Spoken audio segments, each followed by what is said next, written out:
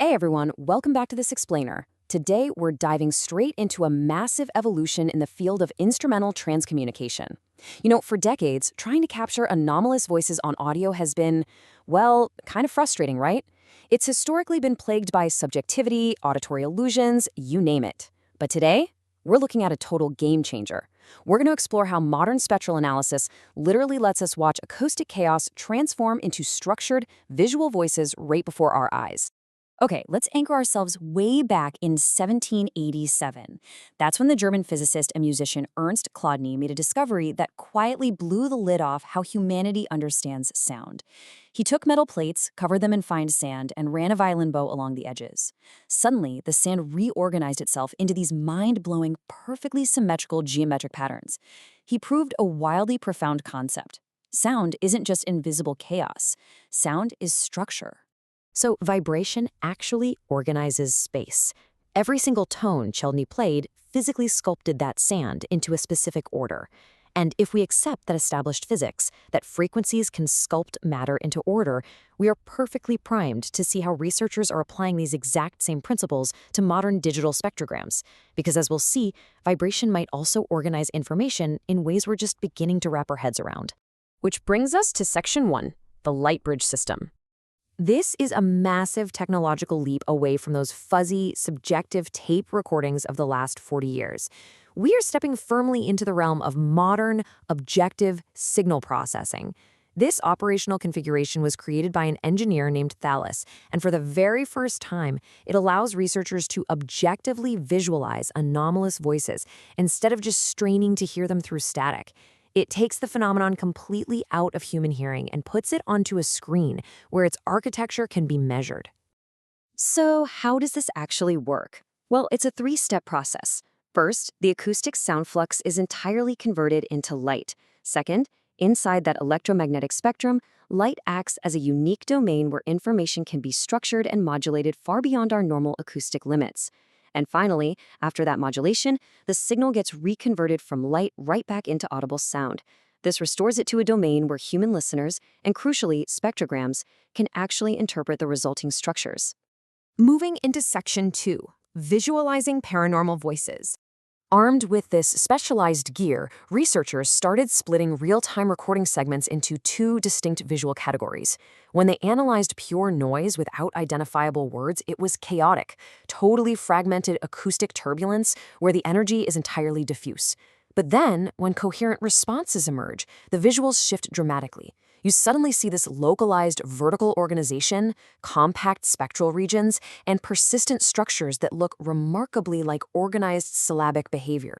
In fact, when a suspected paranormal voice is inserted into the audio stream, you can literally watch that chaotic sound texture reorganize itself into structured acoustic blocks. The chaos folds straight into geometry, and this isn't just something you hear on playback. It's a physical, measurable change in the dynamic pressure fields captured by the software. It is absolutely wild.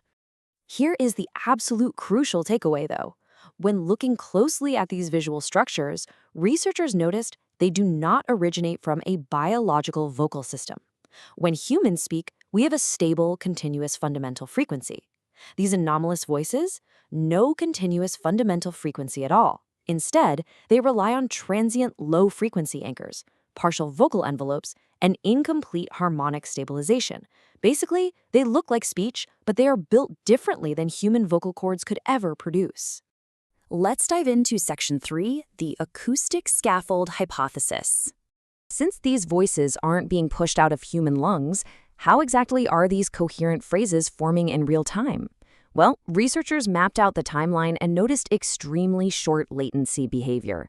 These voices don't just pop up randomly. They start immediately after a human speaker pauses, sometimes tucked right inside tiny respiratory gaps, or, incredibly, even fractions of a second before a human phrase is entirely finished. The timing is impossibly tight. This remarkably tight timing forms an incredible working hypothesis. The background sound itself is acting as raw acoustic material.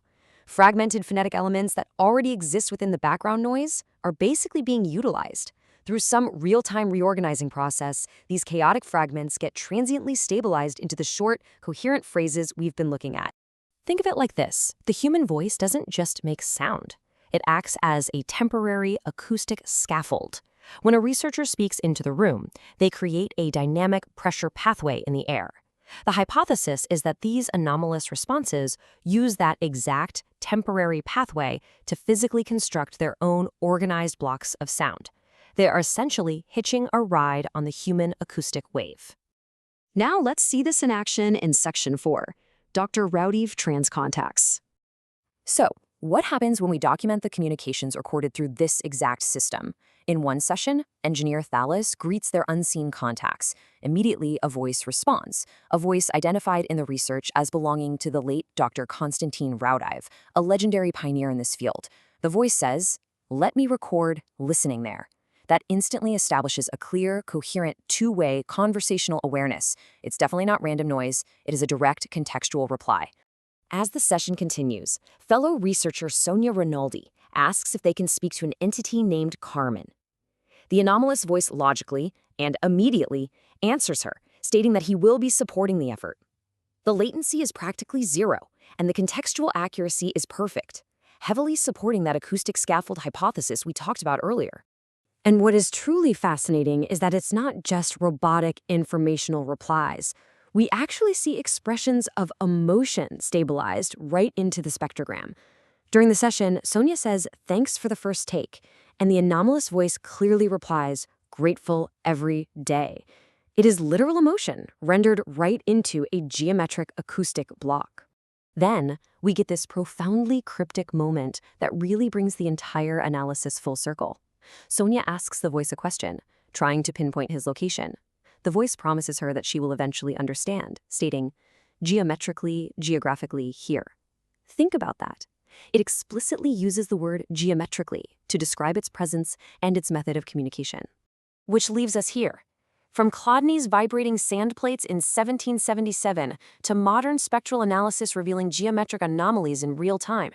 If wave interference can truly encode complex information, it leaves us with one final, awe-inspiring question. Is what we casually call voice far more than just airborne vibration? And could consciousness itself be a vast, unseen vibrational architecture just waiting to be mapped? Thanks for joining me on this explainer. I highly recommend checking out the spectrograms for yourself, and I'll catch you on the next one.